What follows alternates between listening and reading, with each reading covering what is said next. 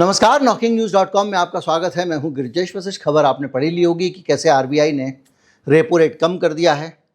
अब आरबीआई ने कैसे कम किया, क्या किया, इस पे आएंगे और ये समझेंगे कि इससे क्या भला होगा, नहीं होगा, कैसी स्थिति बनेगी और देश में अभी सरकार को क्या और करना पड़ेगा अर्थव्यवस्था में तेजी लाने के लिए। और यही आज का सार है कि किस तरह से ये सब करने के बावजूद हमको उम्मीद नहीं करनी चाहिए कि नौकरियां बढ़ेंगी, हमको उम्मीद नहीं करनी चाहिए कि हालात बेहतर होंगे। क्यों? क्योंकि आरबीआई की ये जो नई मॉनेटरी पॉलिसी है, जिसमें सीधे 50 पॉइंट, आधा प्रतिशत, 50 बेसिस पॉइंट मतलब आधा प्रतिशत ब्याज सीधे कम कर दिया है। इसके साथ साथ सीआरआर भी कम किया है। तो इसको इतनी टेक्निकलिटी में नहीं जाएंगे और मैं कई बार ये समझा चुका हूँ, तो जो हमारे नियमित दर्शक हैं वो बोर भी हो जाएंगे कि भाई ये सीआरआर समझाते रहते हैं हर बार बैठ के। तो मैं ये कहना चाहूंगा कि 500-600 अरब रुपए आरबीआई की इस पॉलिसी से बाजार में आ जाएंगे।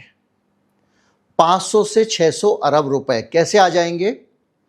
क्योंकि कुछ सीआरआर मतलब कुछ ऐसा पैसा होता है जो आरबीआई के पास बैंक के लिए रखना जरूरी होता है। कुछ रिजर्व रखना पड़ता है वहां पैसा, इतना पैसा वहां रखो। तो आरबीआई समाज में पैसा कम या ज़्यादा करने के लिए, महंगाई को कंट्रोल करने के लिए, उस रिजर्व रखने की जो सरकार को पैसा रखना होता है बैंक को, उसकी सीमा को कम ज़्यादा करते रहते हैं कि भाई अब इतना रुपया रख सकते हो, अब इतना रख सकते हो कम से कम। तो अब वो सीमा घटाई है तो पैसा आ गया 500-600 अरब बाजार में। तो ये जो 500-600 अरब रुपए मार्केट में डाले हैं, इसका मतलब अर्थशास्त्र वालों के लिए ये होता है भाई साहब कि पैसा आ गया दबादब बाजार में। पैसा आ गया मतलब बैंक के पास पैसा आ गया, बैंक के पास पैसा आ गया तो बैंक उससे लोन देगी, लोगों को लोन देगी तो उससे बाजार में एकदम रौनक ही रौनक हो जाएगी, क्योंकि 500-600 अरब। और जब रौनक होगी तो बहुत सारा उत्पादन बढ़ जाएगा, उत्पादन बढ़ जाएगा तो जीडीपी बढ़ जाएगी। तो जीडीपी की जो रफ्तार है बढ़ने की वो ज़्यादा हो जाएगी, तो हमारी 7% से ऊपर चली जाएगी। ये सोचा आरबीआई ने। तो ये करके क्या होगा? बोले तरक्की होगी, रोजगार आएंगे। लेकिन क्या सचमुच आएंगे? इसको हम समझते हैं। दरअसल ये जो काम किया आरबीआई ने वो एक तरह से काउंटर प्रोडक्टिव भी हो सकता है और उससे नुकसान भी हो सकता है। कैसे भाई? ये जो पैसा है, ये पैसा ज़्यादा खर्च पता है किस पे होगा? लोगों का कहना है कि ये जो जानकार हैं अर्थशास्त्र के, इस बारे में बड़ा अच्छा लेख आया है, आपका द राइटर्स पे आया है। और ये लेख कहता है कि ये दुनिया हवाई मामला है। बोले कैसे? बोले ये जो पैसा आप जो बैंकों से ब्याज जाएगा, ये आज पता है कहाँ जाएगा? लोग होम लोन लेंगे उसमें चला जाएगा, लोग कंज्यूमर लोन लेंगे उसमें चला जाएगा, वो लोग उससे सामान खरीद लेंगे। तो जनता जो है उसका कर्जा बढ़ जाएगा। एक तो चीज़ ये है। तो आगे अगर आपने लोन ले लिया तो आपकी सैलरी का एक हिस्सा ईएमआई में जाएगा, तो आगे आपकी खरीदने की क्षमता प्रभावित हो जाएगी। शुरू में तो आपको पैसा मिल जाएगा और पैसा मिलने से उसका माल बिक जाएगा, तो दिखने को तो जीडीपी बढ़ जाएगी, लेकिन क्या ग्राउंड पे कुछ बदलाव आएगा? तो ग्राउंड पे बदलाव क्यों नहीं आएगा? ग्राउंड पे बदलाव तब आता है जब आपका पैसा कुछ उद्योग चलाने वाले लें और उससे अपना काम धंधा बढ़ाएं, कुछ नई मशीनें लगाएं, कुछ नया विस्तार करें, ज़्यादा स्टाफ को रखें। तो क्या होगा? अभी क्या हो रहा है कि जो नौकरी कर रहे हैं इस व्यवस्था में, वो नौकरी करने वाले लोग कर्जदार हो जाएंगे तो आगे और कम खर्चा करेंगे।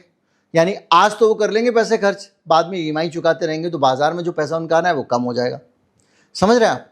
लेकिन फैक्ट्री में अगर आपने 50 लोगों को रोजगार और दे दिया देश में, मान लीजिए, तो 50 लोगों को तनख्वाह मिलेगी, वो उससे खरीदारी करेंगे। तो आने वाले समय में बाजार में जो डिमांड है, सामान की खपत है, वो उससे बढ़ेगी एक्चुअल, और जो अनंतकाल के लिए बढ़ेगी। और ये पैसा आएगा, घर फूक तमाशा हो जाएगा, जीडीपी के आंकड़े ऊपर हो जाएंगे, ताली ताली ताली। तो दिक्कत क्या है भाई? अगर लोन का ब्याज दर सस्ता हुआ है, सरल तरीके से सस्ता हुआ है, तो फिर फैक्ट्री वाले भी तो लोन लेंगे। ये मन में विचार आएगा। आपको ऐसा क्यों लगता है कि कंज्यूमर को ही लोन जाएगा? यहां पर आके वो करेक्शन है जो सरकार को करने की जरूरत है। क्या करेक्शन करना पड़ेगा? अब अगर आप फैक्ट्री वाले को लोन देना चाहते हो तो आपको अपने बैंक को बोलना पड़ेगा भाई इसको लोन दे। तो बोले हमने कंज्यूमर को लोन देने के लिए तो नहीं बोला। उसकी वजह है भारत की जो एमएसएमई है उसकी बहुत बड़ी ताकत है, और एमएसएमई इतना बड़ा भारत का एक सेक्टर है जो भारत की पूरी अर्थव्यवस्था को संभालता है, टाटा बिरला अंबानी से ज़्यादा। एमएसएमई जो है वो इतना पावरफुल है कि भारत में 60% से ज़्यादा रोजगार एमएसएमई देता है, यानी छोटे और लघु उद्योग जिसमें दुकान वुकान भी शामिल है, और जीडीपी का 29% भी वहीं से आता है। यानी एमएसएमई जो है वो एक मजबूत ऐसी जगह है जहां से भारत को पैसा मिलता है और भारत की जीडीपी बढ़ती है, विकास होता है। यानी एमएसएमई ही है जो सही मायने में अपने कारोबार में पैसा लगाता है। लेकिन एमएसएमई को बैंक जो है वो महंगी दर पे ब्याज देते हैं। छोटा, अगर आप फैक्ट्री लगाने जाओगे, अगर आप दुकान के लिए कर्जा लोगे तो आपको महंगा ब्याज मिलेगा, 12%, 14%, 16%, अलग अलग बैंकों का है। तो जब आपका ब्याज के लिए पैसा तो आया बैंक में, लेकिन बैंक अगर ज़्यादा ब्याज पे पैसा देगा तो जो आपने ब्याज दर घटाई हैं उसका बेनिफिट तो नहीं मिलेगा एमएसएमई को। जब एमएसएमई को बेनिफिट नहीं मिलेगा तो कैसे इकोनॉमी ग्रो करेगी।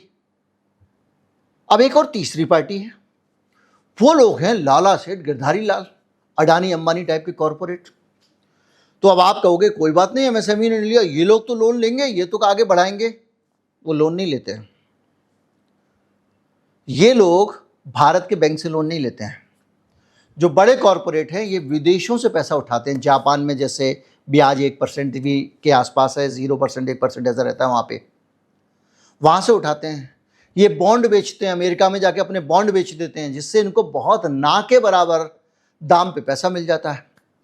तो अब आप सोचिए कि जो आरबीआई है उसने ये जो इंटरेस्ट रेट कम किया या जो पैसे की उपलब्धता बढ़ाई है, इसको बढ़ाने से कॉरपोरेट आपका पैसा लेगा नहीं और एमएसएमई को आप पैसे महंगे देते हो तो इस देश में रोजगार पैदा कैसे होगा। अब बैंक क्यों महंगा देता है? बैंक कहता है कि ये जो ज़्यादा जोखिम वाला लोन है जी, इसका धंधा नहीं करा चला तो हम क्या कर लेंगे। इनको कारपोरेट को जो देते हैं उसमें ज़्यादा जोखिम दिखाई नहीं देता है। मैंने वीडियो बनाया था कि कैसे करके बड़े बड़े कॉरपोरेट सारा लोन मार जाते हैं। उस लोन का बाद में जब उसको एनसीएलटी में चला जाता है तो उस पर हेयर कट लेना पड़ता है बैंकों को 96%, 98%। सोचिए, 100 रुपये का लोन दिया, 2 रुपये वापस मिल रहे हैं, 5 रुपये वापस मिल रहे हैं, 10 रुपये वापस मिल रहे हैं, 15 रुपये वापस मिल रहे हैं। और जो जा रहे हैं उसको हेयर कट कहा जा रहा है, मतलब पूरे शरीर में से केवल हेयर कट हुआ है। ये शब्द ही घटिया है। पूरे बैंक लुट जा रहे हैं कॉरपोरेट को लोन दे देके। और एमएसएमई को कह दिया कि भाई ये उच्च जोखिम वाले हैं। मैनेजर भी जब वहाँ पर उच्च जोखिम का लोन है तो वो भी अपना वहाँ पर थाने में मुंशी की तरह अकड़ में रहता है, वो पैसे भी मांगता है, भ्रष्टाचार, ये वो 100 चीज़ें होती हैं। तो आपके देश में जो मॉनेटरी पॉलिसी आप लेके आ रहे हो, जो आपने अपने ब्याज दर कम कर दी है, 500-600 करोड़ रुपए बाजार में उपलब्ध करा दिए बैंकों के पास में, वो लोन वहाँ तो जा ही नहीं रहा भैया जहाँ से इस देश की तरक्की होनी चाहिए। पहले ही सत्यानाश हो चुका है इस एमएसएमई सेक्टर का, लगातार रिपीटेडली मेरी सरकार की नीतियों के कारण। याद कीजिए, नोटबंदी कर दी, 1500 के नोट बंद। लघु उद्योगों का सारा काम कैश में ही चलता है और कैश को लेकर सख्त नियम बना दिए आपने। अब वो फैक्ट्री वाला आदमी जो है, वो जो अपना माल सप्लाई कर रहा है दुकानदार को, वहां जाके वो कह रहा है भैया कैश ले जा, तो उसको रोकेगा ये। और कैश का फ्लो मार्केट में खत्म हो गया क्योंकि सारे बैंक तो पैसे तो बैंकों में बंद हो गए थे। तो जहां पेमेंट लेने जाता कहता पैसे ही नहीं है, उसका पैसा डूब गया, उसका कारोबार डूब गया, उसकी बिक्री डूब गई क्योंकि खरीदारों के पास भी पैसे नहीं थे। घंटे 2 घंटे तीसरे दिन खड़े होकर कहीं से 2000 का एक नोट निकलता था एटीएम में से। उससे क्या खरीदारी होगी बाजार में। पूरा एमएसएमई सेक्टर डूब गया था। उसके बाद मजदूर चले गए थे गांव। फिर उनको लगा ऐसी जिल्लत की, जिन शहर की नौकरी जीने से अच्छा कई लोग वहीं बस गए, थोड़ा छोटा मोटा खेती का काम करने लगे, जो लोग बड़े सपने देख के आए थे। फिर देखिए जीएसटी लगा दिया। जीएसटी लगाने का मतलब ही है कि एक फॉर्मल इकोनॉमी। फॉर्मल इकोनॉमी का मतलब उनके पास पैसा नंबर 1 में आना चाहिए, नंबर 1 में जाना चाहिए। जगह ज़मीनी हकीकत यह है कि वो नहीं कर सकते। अब आप कहोगे क्यों नहीं नंबर 1 में काम करेंगे, तो ये पॉलिटिकल पार्टियां नंबर 1 में काम कर रही हैं भाई। योगी सरकार ने, बीबीसी की कल वाले मेरे दूसरे चैनल पर रिपोर्ट है, जो लोग कुंभ में मरे थे उनके घर पे जाके 5-5 लाख रुपए का कैश में मुआवजा दिया है। कैश कहां से आ गया भैया? और 5 लाख रुपए कैश कैसे दे सकते हो अनअकाउंटेड? 2 लाख का कैश भी अगर दोगे तो तुमको पूरा उसका हिसाब देना पड़ेगा, बताना पड़ेगा, बैंक को सूचित करना पड़ेगा, सरकार को, इनकम टैक्स डिपार्टमेंट को। तो जब पूरा काम तुम चला रहे हो कैश में, जनता को कह रहे हो कि चलाओ भाई उसमें, जो समाज में जो चलता है वैसे तो चलेगा, तो वहां वो बर्बाद हो गया। और फिर जीएसटी में आपने उसको बोला कि भैया बैठ के, और जीएसटी में क्या हुआ कि देखिए अभी तक उसका जो एज था वो यही था कि वो टैक्स नहीं चुकाता था, माल सस्ता तैयार कर लेता था। जो छोटे हाट बाजार होते हैं, बुध बाजार, मंगल बाजार होते हैं अलग अलग जगहों पे, वहाँ पे सस्ते कपड़े बिकते हैं। वो सस्ते कपड़े जो इस देश का गरीब खरीदता है, उस कपड़े के सस्ते होने की वजह क्या है? टैक्स ना चुकाना।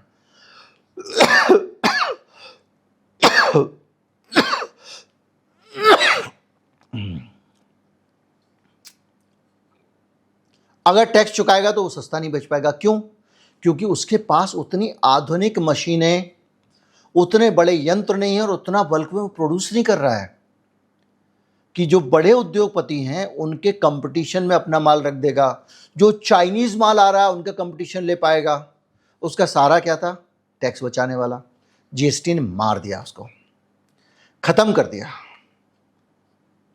फॉर्मल इकोनॉमी के नाम पे धीरे धीरे करके व्यापारी, कोविड आ गया, कोविड में मजदूर चले गए घर और धंधा हो गया ठप, दुकान ही नहीं खुली है।